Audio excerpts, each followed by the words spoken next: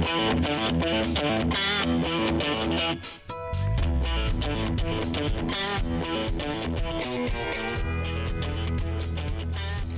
to Parapolitics. I'm Jeronimo Cortina, political science professor at the University of Houston. And I'm Brandon Rottinghaus, a political science professor, also here at the University of Houston. Thanks for hanging out with us and talking a little bit of politics, because it's a big week, and I hope you like balloon analogies, because that's pretty much all we have this week.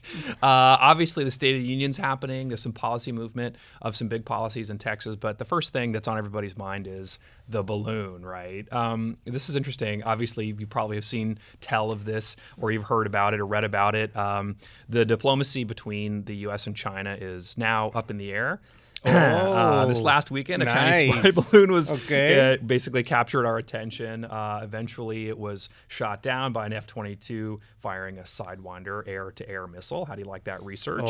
Basically marking the end of the spectacle, but also heightening the notion that the tension between the U.S. and China is now really high. So what do you make of the sort of politics of the balloon? Well, obviously there is international politics and of course, there are domestic politics, really? Right? No rally around the flag, no rally around the balloon, as it were? No, to the contrary, right? It was argued by a lot of GOP lawmakers and political analysts that the Biden administration was very weak, right? But, you know, it's more complicated than anything like that. I mean, first of all, you know, shooting down a balloon is very easy to do. Turns out, so if you have an F-22, no problem. On the one hand, right? But, you know, it's a matter of trying to, I guess, disentangle the difference between homeland security and national security. So the responses has to be, I guess, proportional to a homeland security issue and a national security issue. Did the balloon pose a risk to people? Well, maybe, right? If they shoot it down and you told us that the thing that the balloon was carrying was the size of a bus. Right, it's going to drop on. So if that thing falls down, right, the consequences are not going to be for China. The consequences are going to be for the poor people, you know, in Montana, right? Just waiting for something fall in the sky. Right. So that's, you know, a potential issue, right? It's not the same, the response, as it would be, let's say, in a time of war, because there's going to be consequences for the other side. And in this case, the only consequences are on the American people. So they had to wait, this and that, and it was the balloon drama. Did they, right? Because you had, like, Republicans saying, shoot it down, right? Literally, Donald Trump tweeted out, shoot down the balloon in all caps. Subtle message from the former commander-in-chief. But Republicans are saying basically the Biden administration didn't act quickly enough. But like you said, Biden and the White House said, you know, we had to wait until it was over an unpopulated area, i.e. over the sea in this case. So you don't think that they waited for too long? You think that it was done properly? Look, I mean, I've been thinking about these things forever, right? A lot, right? During traffic, I've been thinking. You made your own balloon. Yes, and tied some like the string to balloon it. from Up, the movie. Is less colorful, of course. Less fun, but still. And less colorful. But you know, is like at the end, the president makes or calls the shot, right? And he's gonna say yes, shoot it down, or wait, or whatnot. But it's based on what, you know, experts and the military and everybody is input given some information to make that decision. Like, you know, if it was a national threat, I bet you that they would have shot it down in 35 seconds, right? We don't know anything about the balloon. We don't know anything about the surveillance capabilities. We don't know anything. Obviously, the Chinese say, oh, no, it's just a weather balloon. And we just, you know, whatever. Monitoring your weather. Exactly. Yeah. Sure. Thanks. Just like the TikTok videos you're watching, right? We're not collecting your information, right? No, absolutely Or the not. shape of your face, no. Yeah, no. But that became an issue, too. Actually, Greg Abbott this week has promised to basically eradicate TikTok from Texas. And I don't know that that's possible, but, you know, he's taken another step than he did. And I think that the context, broadly speaking, is that there's just a lot of distrust between the U.S. and China. Maybe the highest it's ever been. And actually, one of the things that happened as a result of this directly was that, the Secretary of State was supposed to go to China to have a kind of diplomatic summit to thaw things out. But obviously the balloon and the drama around it put a pin in that. How do you like that? Oh, put and a then pin it in that. popped?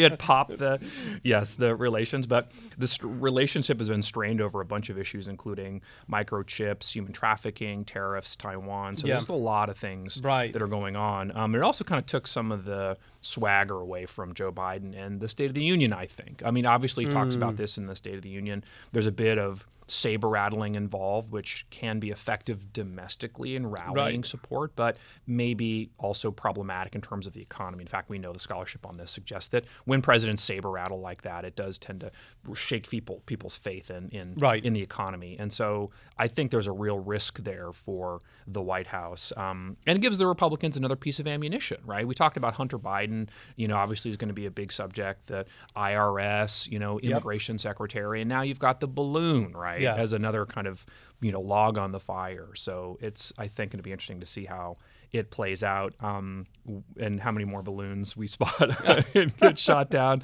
But actually, the big news of the week was the State of the Union. This is like the Super Bowl and the World Cup all mashed together in the same week for us.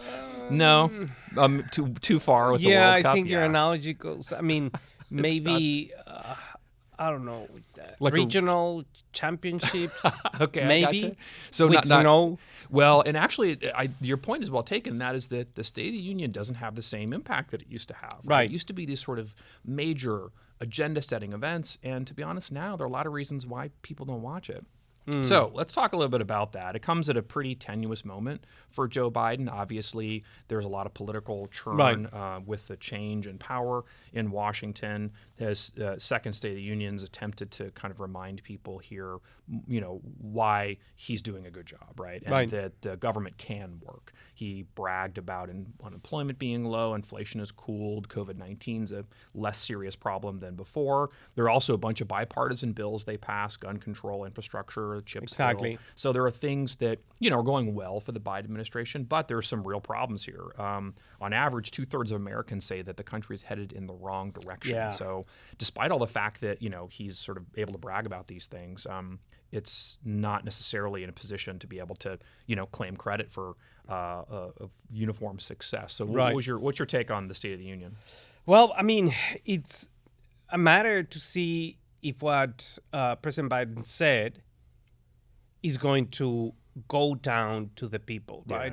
So the idea is how to change perception. And it's a matter of perception because, as you said, his administration has had very important wins, right? The infrastructure bill, gun safety, so on and so forth, that none of his predecessors were able to pass. And he was able to pass one way or the other. Yeah, and in a tough Congress. In a very tough Congress.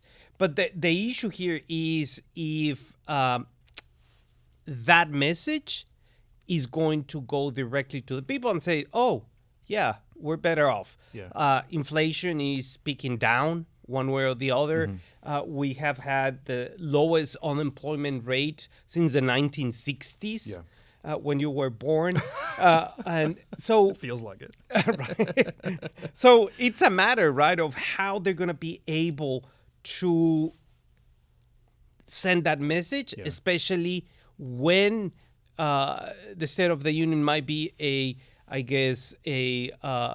short clip of what we're expecting for a potential re-election bid of President Biden. Gotcha. Yeah, and he's using this as a way to kind of frame that, right? In a way to say basically that, we can work together in Washington. I think that's a smart way to do it. Calls for unity, generally speaking, have been successful for the president. And even if people don't kind of feel it or sense it, it's still been a useful kind of way to be able to move the needle. And maybe, he's not benefited politically, but like the Democratic Party might. And that means down ballot Democrats might in a year where they're going to have to defend a bunch of these Senate seats. So I think that was interesting. I also thought that the pie in the sky to achievable ratio was like reasonable here. Like the kind of things he was asking for, I thought, were doable in the context of where things are politically and kind of what he needs to have happen. So I think that's a big thing. But I want to ask you, fill in the following blank, and that is the State of the Union is blank. Now, we know what Joe Biden said, but what do you think? I mean, logistically and realistically, how is the State of the Union right now? Can Biden use this as a kind of springboard to be successful for the next 2 years where he's got opposition Congress, polarization is really high, people aren't paying attention like they used to? What do you say? Well, I think the State of the Union is strong. Okay. But that's a common answer, yes. Right? Yeah, I know. but it's the but, okay. Right. But I think that, the message of Biden is we have done a lot of stuff. Yeah. We need to keep working, and we have a lot more to do. Yeah. And, that's part of the issue.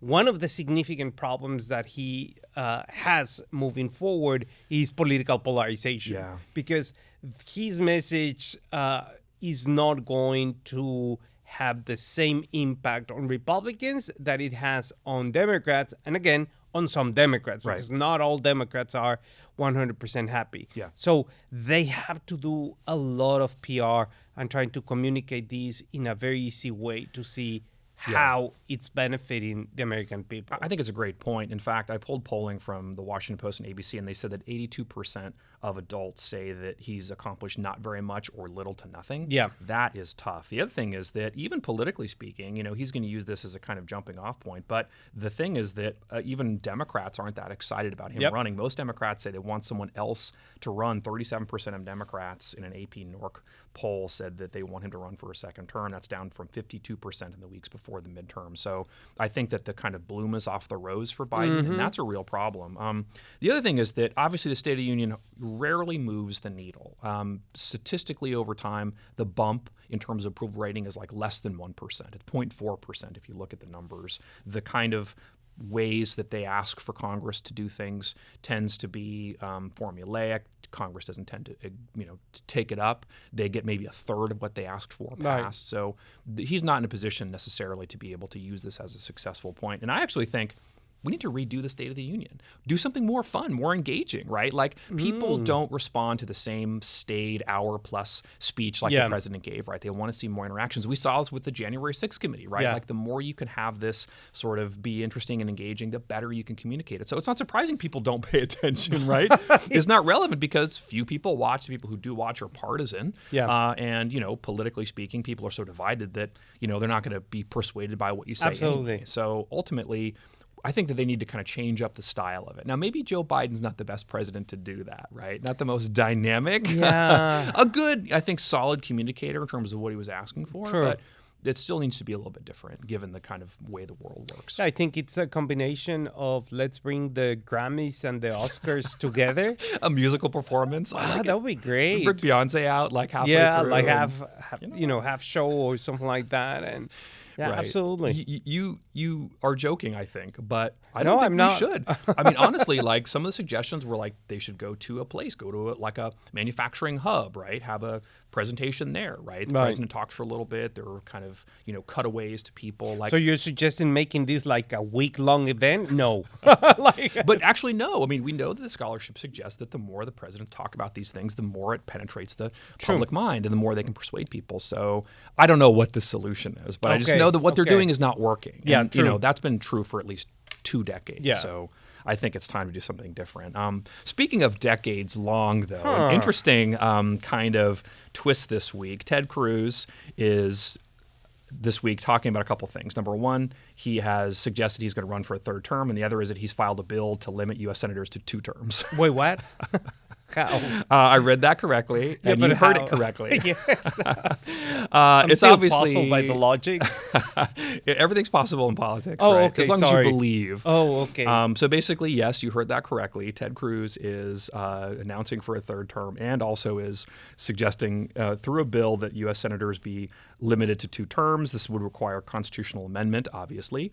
It's unlikely to gain much traction because this is not something that politicians really like. And actually, too, like in terms of how people have studied this, it doesn't really work, right? We know actually that all term limits do is make the political scene swampier. It makes members rely more on lobbyists, Right. executive agencies, or kind of bureaucrats, right, which isn't something the voters want. It takes the voters out of the equation. And so these things really, I think, like in terms of how the scholarship on this looks, like when people study this in other countries and at the state level, they find it's not such a great thing. So what's Cruz's end game here? I have no idea. Because I don't understand. I mean, on the one hand, is like, politicians should not be more than 12 years running or serving the country or whatnot. His substantial argument was that the, framers saw a government of citizen legislators that would serve and then go back home. And then he's like, oh, by the way, I'm going to be running for a third term. So Vote for me again. Exactly. So I don't understand what it is. I mean, I think that, thinking in terms of the substance, I think that, okay, I see your point, right? Someone that is going to be in power being reelected, because we know that people that reelect themselves, there is above 98% chance that they're going to be reelected. Yeah. So I see his point, and I see that, it's important to have, some sort of recycling of, members elected. And once you get into office, it's almost impossible to get you out. Yeah. So I see that, right? But I think that, limiting terms is not the right way. Yeah. I think that his intentions are good in the sense of having, this recycling and allowing people to represent their constituency in different ways. But I don't think that doing this is the right way to do it. Yeah. And as a kind of connection to this, the map, as we said, for Democrats looks pretty grim in the Senate in 2024. One of the possible pickups has been suggested that runs through the Lone Star State. There are a couple people who are considering running. Roland Gutierrez is one who's been kind of out in front on issues in terms of Uvalde. You've got James Tallarico, a member of the House, who's potentially thinking of a challenge. So maybe some of the Castro brothers, one of the Castro brothers, might want to jump into that race. So Cruz is vulnerable in a way. And so this is a way just basically for me to trick you into talking about 2024. Right. But it's interesting because not that far away, right? Yep. But we'll see how the Senator's bill fares. But let's talk about Texas and some people who didn't fare so well last week, and that is that powerful winter storm really wreaked havoc with much of north and central Texas. Tens of thousands of people were without electricity. It was knocking down oak trees. On Saturday, the governor declared a disaster for 7 counties affected, from Denton all the way down to Travis. What do you make of these sorts of events and the impact on sort of public opinion on government, but also on the way that the state functions during these emergencies? Well, I mean, it's very simple, right?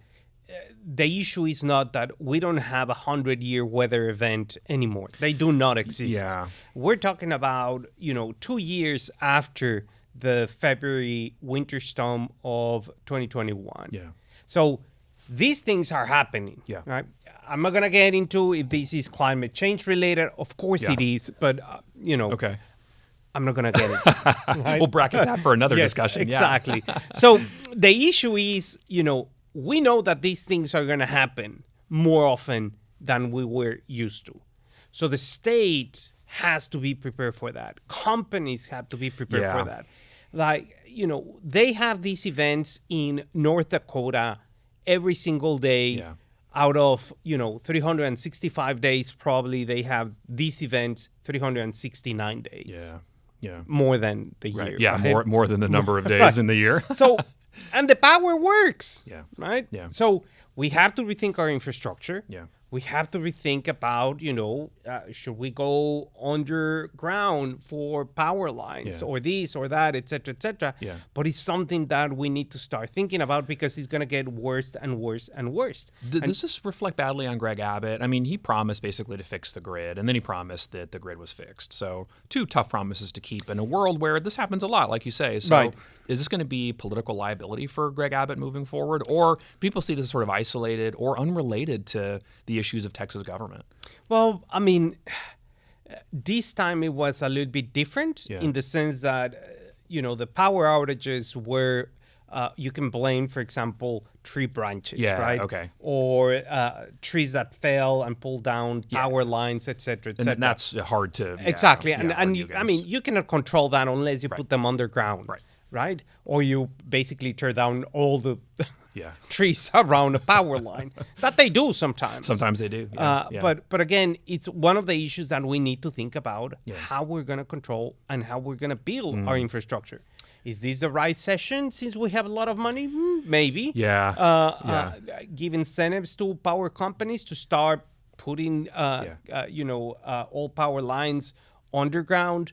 I don't know. Yeah. I mean, it's something to think about, but these events are going to happen more often than not. Yeah, and Ellen Troxicare, who is a former Austin City Council member and in the legislature now, suggested that maybe they would try to strip some companies from having monopoly of energy in certain cities. So that happened in Austin, happens in Houston, other big cities. So this is something that might be on the table. You know, when these things happen during a legislative session, it's always kind of a heightened moment of anticipation and maybe nervousness because like they could do this right now. And maybe it would be a kind of knee-jerk reaction to what happened. But I do think that the issue of kind of stability of the energy grid is one huge issue, not just for people who live here, but for people who might live here, because the governor still has to convince people to come here, right? And that's the way that the economy grows and maintains itself. So if you have these things and, you know, if your only solution is don't have a tree in your yard, then it obviously makes it look like, people are going to move to Arizona where there are no trees, right? Yeah, and it's the eternal debate of, the Texas power grid is operating on its own. Yeah. We don't want to be part of this federal pact in which everyone shares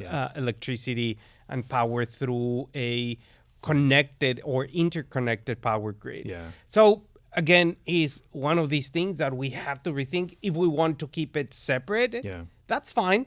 But that thing has to be reliable, and we need to have backups, et cetera, et cetera. So maybe they're not going to fix it right now in terms of having a lot of money, but at least they can sit down and create a commission and, let's do it. That's a good point. Speaking of sharing, this week the governor has announced that he's interested in a voucher-style plan. This is a pretty far step for the governor, who has been a little bit more demure on this. Now, they've been very vocal on parent empowerment issues, and this event in Corpus Christi, he talked a lot about, how we were going to give more power to parents to be able to act in these situations, but has been as vocal as he's been to date here, saying that some money used for public schools should be used for or allowed for kind of private purposes, like an education sort of savings event. This is a policy opposed by teachers unions, education groups, disability, and until recently, the State Board of Education. But this week, the State Board of Education basically had a resolution saying that they're not going to stand in the way of vouchers. It didn't endorse vouchers, but they definitely are saying that they're more willing to allow this to happen. And the state board doesn't have any power over how vouchers are passed or not passed. Their job is more about, setting school textbook policies and curriculum policies and managing charter school applications. But it does suggest that vouchers are gaining momentum in the legislative session, right? And the other is that Governor Abbott has amassed tremendous amount of political power. I don't think we've seen a governor who's had this kind of sway to literally get these other officials. Now, we know that the turnover in the board politically made it more conservative, and so they're probably more likely to embrace vouchers as a policy. But this is a big change. Yeah, I mean, it's a big change. And from a policy perspective, I still do not understand the accounting. And that's very important. It gets really difficult, the state has never had a voucher system, not even like a trial period of it. Correct. And so this is not something that they've really dealt with. Well, I mean, it's tricky. But like, for example, Senator Middleton has, that is Senator from Galveston, he introduced a bill, Senate Bill 176. And the idea of that bill, right, is that families that opt out of the public education system would receive the average amount of money it costs to educate a child, which is around $10,000 a year. Yeah. Okay, fine. Yeah.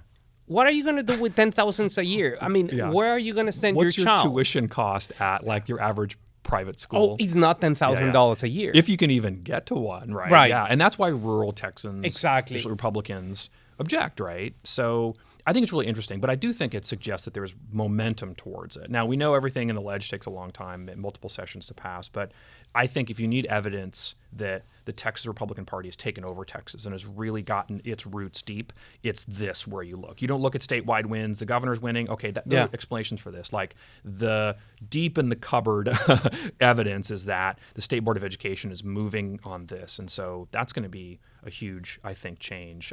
It also suggests that the party's trying to get their ducks in a row on this, right?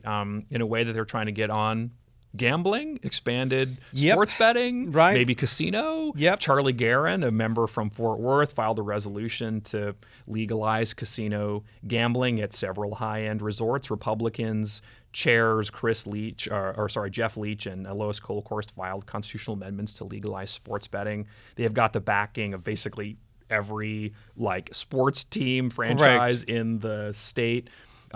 We've been able to bet on horse and dog racing since '87, but progress has been slow since then. Do you think that we're going to become post-election on the constitutional referendums in November, hypothetically, betting? Well, I think so. Because when you look at education, when you look at vouchers, you need money to fund that thing. And one of the issues that you can fund it with is taxing gambling. There you go. And just to give you an example, New York in 2021 got, in terms of taxes, around $1 billion. They spend around $2 billion in terms of, gambling expenses that people go, et cetera, et cetera. And it's $1 billion that you can use to fund some of these programs. I mean, it's a little bit more complicated in terms of that. Also, the marijuana taxes, et cetera, can play a role.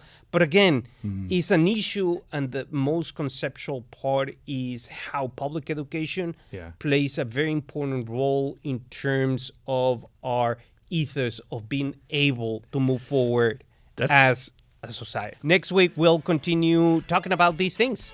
Thank you for listening. Thank you for watching. And thanks to everybody here at Houston Public Media for putting this all together and making us look so good. I'm Jeronimo Cortina. And I'm Brandon Rottinghaus. We'll see you next week.